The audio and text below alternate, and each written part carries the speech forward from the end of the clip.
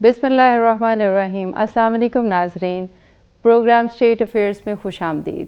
میں ہوں رباب سلمان اور میرا ساتھ دیں گے اقبال شاہد صاحب۔ جی السلام علیکم سر، کیسے ہیں؟ ٹھیک ہیں جی رباب کیسے ہیں؟ الحمدللہ۔ آج کیا آج ہم ڈسکس کریں گے 26ویں ترمیم کے بعد عدالتی فیصلوں کی حیثیت، اور دوسرا ہم ڈسکس کریں گے سپریم کورٹ کا فل بینچ کے کیا اس کے جو ہے وہ رزلٹ ہیں، اب کہیں وہ خواب تو نہیں بن گیا، اور بانی پی ٹی آئی کا آرمی چیف کو جو خطوط ہیں وہ جسٹ سوالات ہی سوالات ہیں۔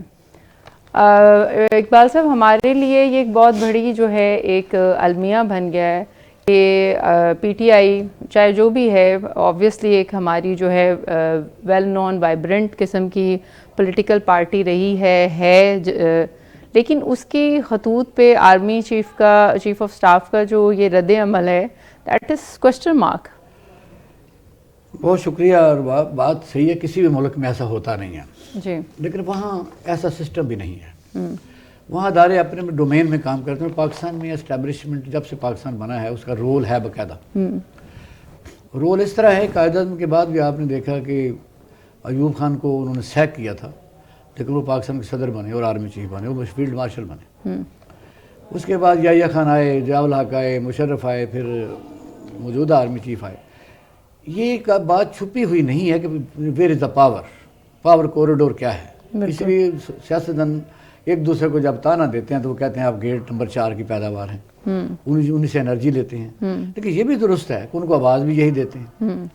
آپ نے دیکھا کہ 90 کا دور مجھے بڑا یاد ہے کہ بے نظیر اور میاں نواز شریف کے درمیان مسلسل یہ جنگ آ رہی تھی کہ آرمی کے ساتھ مل کے یا صدر اسحاق کے ساتھ مل کے، کبھی میاں نواز شریف صاحب ان کے مل کے بے نظیر کی حکومت ختم کرتے تھے، کبھی بے نظیر ان کی حکومت ختم کرتی تھی۔ یہ دو دفعہ ایسا ہوا۔ جی، پھر انہوں نے چارٹر آف ڈیموکریسی کیا کہ ہمیں فوج کے علاوہ، اور پھر باریاں لگ گئیں، اور پھر بلکہ میں تو اس کو اب یہ کہتا ہوں کہ پہلے یہ تھا کہ یہ کرپٹ ہے، وہ کہتے تھے یہ کرپٹ ہے، اور اسی طریقے سے ایک دوسرے کو ریپلیس کرتے تھے۔ پھر میرا خیال ہے چارٹر آف ڈکیتی میں اسے کہتا ہوں، جو ڈیموکریسی تو نہیں کہتا ہے۔ پھر انہوں نے کہا چلو مل کے کھاتے ہیں، مطلب یہ ہے کہ اس کو مل کے کھاتے ہیں۔ وہ جو ووٹ کی عزت تھی وہ ساری گئی باڑ میں۔ اب پھر ان لوگوں نے باریاں بانٹنی شروع کر دی، باقاعدہ معاہدے ہوئے۔ اب اس میں 18ویں ترمیم کے تحت جو امینڈمنٹ ہوئی اس میں سوائے آدھے پوائنٹ کے شیخ مجیب الرحمان کے سارے پوائنٹ شامل ہیں۔ وہ آج کل محب وطن نظر اس لیے آتا ہے کہ وہی تو وہ مانگ رہا تھا، وہ صوبائی خود مختاری ہی مانگ رہا تھا، وہ اکانومی مانگ رہا تھا، وہ وفاق سے اپنے ٹیکسز کا 57% مانگ رہا تھا، وہ اپنے فنڈز اور دوسرے ملکوں سے اپنے معاہدے مانگ رہا تھا، کرنسی اور وہ چیزیں فوج وہ نہیں مانگ رہا تھا۔ اب بات یہ ہے کہ آرمی کو خط کیوں لکھے جا رہے ہیں، اور پھر آئی ایس پی آر فوراً کیوں اس بات کی بار بار تردید کرتے ہیں۔ یہ اب کوئی راز نہیں رہا کہ آرمی کا باقاعدہ رول ہے، اور پاکستان واحد ملک ہے جہاں آرمی کا باقاعدہ رول ہے اداروں میں اور اس کے تمام انسٹیٹیوشنز میں، بے شک وہ نادرا ہو، ڈی ایچ اے ہو، ریل اسٹیٹ ہو، سیمنٹ ہو، بینکس ہوں، یہ چھپی بات نہیں ہے بالکل۔ اب جب آپ کوئی کام کرتے ہیں تو کویسچن بھی آپ پر آئیں گے۔ پھر آپ دیکھیں کہ ان کے خیال کے مطابق جو بانی پی ٹی آئی ہے، جن کا نام آپ تو کہتے ہیں لے لینا چاہیے، اپنے پروگرام تو ہم لیتے ہیں، انہوں نے کہا کیا ہے؟ اچھے ملکوں میں، سیولائز ملکوں میں اپنی غلطیوں کو اگر کوئی آدمی، کوئی تھنک ٹینک، کوئی کسی قسم کی کوئی چیز اجاگر کرے تو اس پر لوگ غور کرتے ہیں۔ یہاں آپ نے دیکھا پہلے خط کے اوپر ہی اتنا شدید سیکیورٹی فورسز کا رد عمل آیا، اب وہ سیکورٹی ذرائع بن گیا۔ اچھا، لیکن دوسری طرف جو آج سی جے پی نے چیف جسٹس آف پاکستان نے جو عمران خان کے لیٹرز کو کانسٹیٹیوشنل کمیٹی کے حوالے کر دیا ہے، وہ بھی ایک بہت بڑا جو ہے وہ کوسچن مارک ہے کہ لائک پہلے آپ دیکھیں نا کہ آئی ایم ایف کا ادھر سے ڈیلیگیشن آیا ہے آج، ٹھیک ہے، بات کریں گے جی جی، نہیں میں اصل میں جسٹ ایک ریویو کے لیے، کیونکہ دونوں چیزیں ریلیٹ ہیں کہ آئی ایم ایف کا ڈیلیگیشن آیا ہے، چیف آف آرمی اسٹاف نے کوئی جواب نہیں دیا، بٹ دا تھنگ از دس کہ جوڈیشری سے جو ہے یہ آج بہت بڑا قدم اٹھایا گیا ہے کہ اس کے لیٹرز کو کانسٹیٹیوشنل کمیٹی کے حوالے کر دیا گیا ہے تاکہ اس کو جو ہے وہ رپلائی کیا جائے، یا چلیں لیٹرلی اس کو دیکھا تو جا رہا ہے نا۔ دیکھیے کانسٹیٹیوشنل کمیٹی آپ دیکھیں گے جس کو آپ آئینی کمیٹی کہتے ہیں، آپ جوڈیشل کمیشن بھی کئی دفعہ کہتے ہیں، وہی تو کنٹراورشل ہے، وہی تو 26 جو امینڈمنٹ اپنا ترمیم ہے اس کے خلاف سپریم کورٹ آف پاکستان میں باقاعدہ طور پر ریٹ پٹیشن ہے، آپ کی طرف سے بھی ہیں، وکلاء کی طرف سے بھی ہیں، پارٹیوں کی طرف سے بھی ہیں۔ اب چاہیے تو یہ تھا کہ اس کا کوئی فیصلہ ہو جاتا، بے شک اسے بھلے یہ کہتے کہ یہ درست ہوئی ہے، اس کے تحت بنی ہوئی آئینی عدالتیں جو اس وقت آپ کے سامنے ایک تماشا بنا ہوا ہے، ہر آدمی ایک سوال اٹھا رہا ہے، بے شک وہ ججز صحیح بھی ہو سکتے ہیں، یہ ہم نہیں کہتے کہ ججز صحیح نہیں ہیں، لیکن اس طریقے سے بننے والے ججز جو ہیں ان پر کوسچن مارک رہے گا۔ ویسے اقبال صاحب بڑی انٹرسٹنگ بات ہے، آج میری جو ہے ایک میٹنگ تھی ہائی کورٹس اور ان کے جو ہے وہ کچھ لوگوں کے ساتھ، ان سے میں نے یہ ایک ریویو لیا کہ what is going in side the courts, supreme court اور یہ ہائی کورٹ میں جو کھاڑ بچھاڑ ہو رہا ہے اس کا کیا امپیکٹ ہے، تو دے سیڈ کہ وہ نہیں ہے جو میڈیا پہ دکھایا جا رہا ہے۔ دس از اے ویری انٹرسٹنگ فیکٹ کہ ایک بندہ جو کہ اس کہتے ہیں نا ریس کا ہے، ان کی طرف سے یہ آنسر آنا میرے لیے بہت ہی حیرت کی بات تھی کہ کیا یہ میڈیا ہائپ ہے یا ان فیکٹ اس وقت وکلا ڈیوائیڈ ہے، ایک beneficiary, I am not talking about the وکلاس، سوری، یعنی کہ میں ججز کی بات کر دیتا ہوں۔ مجھے بتائیے 5 ججز جو اس وقت دنیا جہان کے فیصلے اسلام آباد ہائی کورٹ کر چکے ہیں، کیا ان کو آئین نہیں آتا؟ وہ کیا کہہ رہے ہیں؟ اور وہ 26ویں ترمیم کے اوپر بھی جو ہے نا ان کو کوئی اعتراض نہیں ہے۔ اس کے علاوہ آپ دیکھیں کہ 26ویں ترمیم کے اوپر نہیں، وکلا کا تو ہمیں نظر آ رہا ہے نا پروٹیسٹ۔ نہیں، میں ججز کی بات کر لیتے ہیں۔ سپریم کورٹ آف پاکستان کے جسٹس منصور علی خان، منصور علی شاہ صاحب، منیب اختر، اس وقت عائشہ ملک بھی اس میں شامل تھی اور ایک دو ججز بھی شامل تھے، اور پھر وہ دوسری طرف چلے گئے۔ اس وقت 4-5 ججز یہ کہتے تھے کہ سب سے پہلے فل بینچ بننا چاہیے، آئینی 26ویں آئینی ترمیم کنٹراورشل ہے اور فل بینچ بننا چاہیے، اور اس کا مطلب یہ ہے کہ جب وہ کل بھی اپنی اس کمیٹی سے اٹھ کے چلے گئے جن میں ججز کی ہو رہی تھی، ان کو آئین نہیں آتا۔ اس میں امپورٹنٹ بات جو ہے نا وہ یہ ہے کہ ان کی جو سینیورٹی ہے یا ان کو جو ان کی سلیکشن ہے اس کے اوپر اعتراض نہیں ہے۔ جو آپ بائیکاٹ کی بات کریں، بائیکاٹ آپ بھی کر سکتے ہیں، میں بھی کر سکتی ہوں، وہ میرا اپنا رائٹ ہے، ہمارا رائٹ ہے کہ ہم کر سکتے ہیں، ہمیں کسی بھی چیز سے، لیکن جو بائی بک بات چل رہی ہے وہ کہہ رہے ہیں کہ by book is not wrong, but in لوگوں کا اپنا جو ہے وہ ایک ورژن ہے، اور that they are not majority. میں نے بھی ساری ڈیبیٹ سنی، دے آر ناٹ میجورٹی، وہ صرف ایک فکرہ بولتے ہیں جی، کہ جب تک 26ویں ترمیم ہے، وہ یہ کہتے ہیں بائی بک اس کو کہتے ہیں۔ دوسرا فریق یہ کہتا ہے کہ بائی بک تو بعد میں بنی ہے، سب سے پہلے تو وہ چیلنج ہوئی ہے، اگر وہ اس چیلنج کو ہی پہلے فیصلہ کر لیا جائے تو اس کے تحت جو چیزیں بننے والی ہیں وہ غلط شاید ثابت ہو جائیں۔ یہ کہتے ہیں اس وقت جو سینیریو کرنٹ ہے اس میں بائی بک تو 26ویں ترمیم موجود ہے، وہ پارلیمنٹ میں کی ہے، بھلے وہ ادھوری پارلیمنٹ کہہ لیں لیکن بنی ہے، امینڈمنٹ کی ہے، اسی کے تحت وہ کہتے ہیں آپ، میں نے سارے وکلاء اور ججز کی جو ٹی وی پر آتے ہیں یا ہم بھی ملتے ہیں ان کو، وہ یہی کہتے ہیں جو ان کی فیور میں ہیں۔ اس وقت پاکستان کا عدالتی نظام اور وکلاء کا جو سسٹم ہے وہ بریک ہو چکا ہے، پاکستان کی عوام کو اس سے کوئی لینا دینا نہیں رہا۔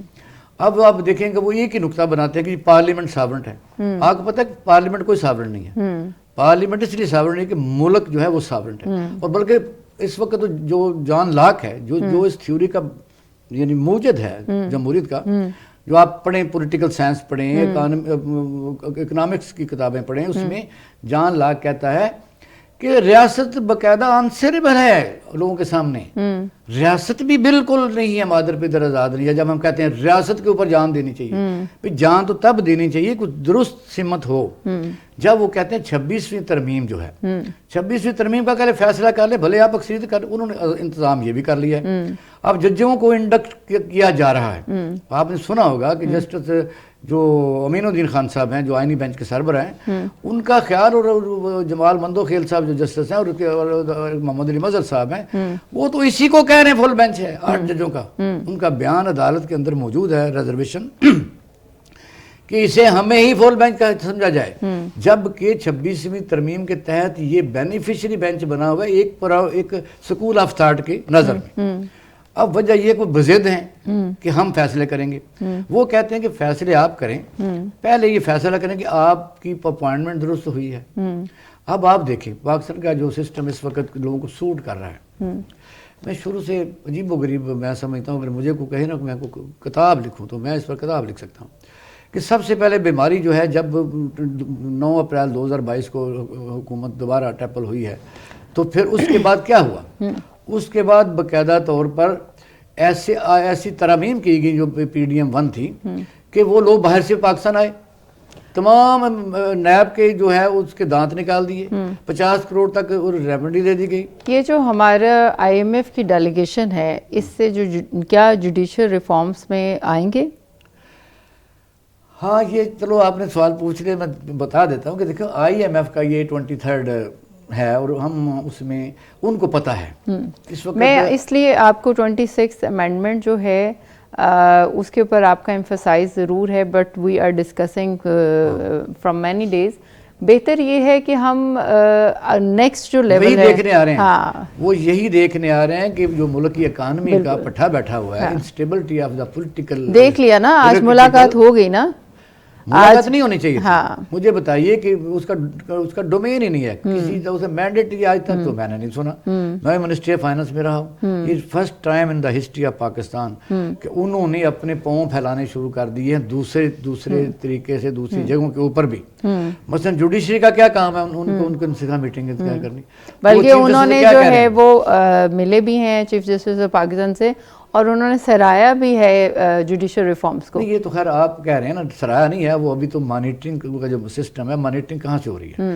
مانیٹرنگ بیسیکلی دنیا کی جو سپر پاور ہے، ڈیلیگیشن اس وقت جو سپر پاور ہے IMF ہو۔ نہیں، میں کوئی بات اپنی طرف سے نہیں کہہ رہی، کوئی بات آپ کا یو ہیو دا رائٹ کو آپ اپنا پوائنٹ رکھیں۔ میری نظر میں IMF کا کام صرف اور صرف منسٹری فائنانس ہے۔ جو فائنانسز اس نے لون دیے ہیں، اس کی کہاں اس کی یوٹیلائز ہوئے ہیں، اس میں کرپشن ہوئی ہے نہیں ہوئی۔ اور کل میں ایک ٹی وی پروگرام میں جو ایک آدمی نے ایلیگیشن لگا دیا تھا غالباً کہ 1.3 بلین جو ہے وہ کسی ایسے پاکستانی سیاست کے بیٹے کے اکاؤنٹ میں گیا ہے، تو وہ ٹرانزیکشن وہ پکڑ لیتے ہیں، پھر وہ دیکھتے ہیں کہ ان پروڈکٹیو جو ایکسپینڈیچر ہے وہ کیسا بھی جو کل بات کر رہے تھے، لون کو واپس کرنے کے لیے کر رہے ہیں، یہ پروڈکٹیو انویسٹمنٹ کی ہے جہاں سے واپس پیسے آئیں، کیا انڈسٹری کے لیے کوئی ریلیف دے رہے ہیں، کیا کسی فیکٹری کو یعنی سوئی گیس ہے۔ اس کے اوپر کل ڈاکٹر صاحب نے بڑا اپنا میں کہتی ہوں کمپریہنسو جو ہے وہ اوپینین دیا تھا۔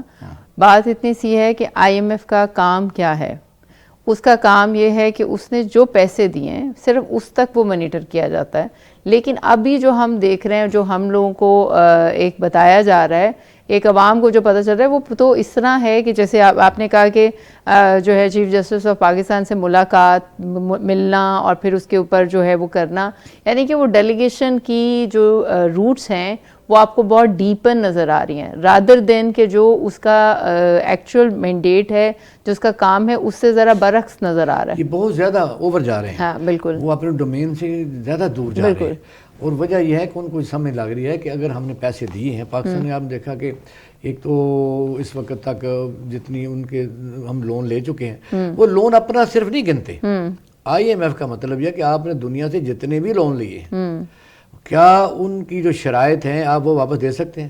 اور آپ کو پتہ ہے کہ 73% جو اپنے آپ کے بجٹ کا ہے، یہ صرف سود کی بند میں واپس جا رہا ہے۔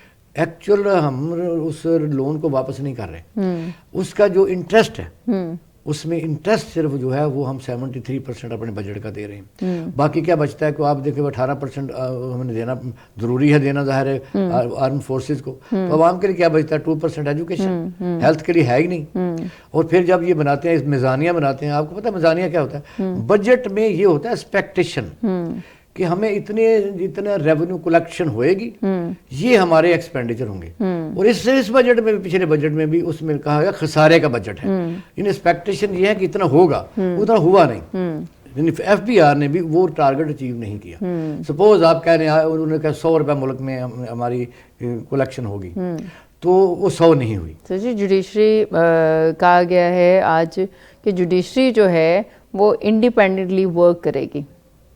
آپ دیکھیں، ہم 26ویں ترمیم کو اتنے دنوں سے ہم اس کا رونا رو رہے ہیں، تو جو ہے ججز کا، یعنی کہ ہمارا جو وہ کہتے ہیں نا ہیڈ آف ایوری جوڈیشری جو ہے، وہ یہ کہہ رہے ہیں کہ جوڈیشری جو ہے وہ انڈیپینڈنٹ ورک کرے گی۔ دیکھیں یہ بڑا پرانا ان کا مطالبہ بھی تھا، اور آپ نے دیکھا کہ میں 2007 کی بات کر لیتا ہوں، 2007 میں سول جج کی تنخواہ نکال کے دیکھ رہے ہیں، ہائی کورٹ کے جج کی نکال کے دیکھ رہے ہیں، سیشن جج لاہور کی گاڑی دیکھ لیں کون سی تھی، پھر یہ ہے کہ تمام پریولیجز دیکھ لیں، ان کی ریشن دیکھ لیں. آپ کی اس بات سے مجھے یاد ہے بڑی انٹرسٹنگ فیکٹ یہ ہے کہ آج جو ہے نا وہ بل ایک M P S salary and allowance bill جو ہے نا وہ ایکٹ ہے 1974 کا، اس کے اوپر ساری پارٹیز اپوزیشن اور ایون دو جو لا میکرز ہیں سب نے سیم پیج پہ رہیں.